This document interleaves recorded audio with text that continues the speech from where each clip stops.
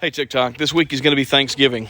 And so I preached today from 1 Thessalonians 5, which says, "Rejoice always, pray without ceasing, and in all things give thanks." That's hard to do sometimes when we have whatever the world throws at us. Maybe it's financial difficulties, maybe it's family issues, maybe it's something at your job. It's always hard to do that. Corey ten Boom told a story about getting she and her family. Let me explain who she is. She was somebody who lived through the Holocaust, and she and her family got sent to many different prison camps. And when she ended up at Ravensbrück, she ended up saying she had a friend there with her.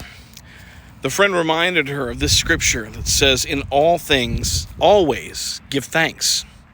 Now, she said, "Why in the world?" Because their barracks were infested with fleas. And she said, "Thank God for the fleas." And she said, "I'm not doing it." So they thank God, but they did thank God that they had a place to sleep and a roof over their head, and they did have food, and they had a bunch of other women with them, and they hadn't confiscated their Bibles. So then later, after her friend made her pray and thank God for the fleas, something had happened, and they asked the director to come. So the director and the guards came, but they wouldn't set foot in the barracks. Now, understand, they had been having Bible studies. They'd been singing hymns. They had been doing all kinds of things like that. And she said, and she realized that they wouldn't set foot past the threshold of the door. The guards wouldn't, and neither would the director, because of the fleas. She said, "Corey, we've been having Bible studies here in the prison camp. We have been having women's studies, and women have come to know the Lord because of the fleas." You remember I said thank God for the fleas? Look, sometimes horrible things happen in our lives. I think about the life of Job.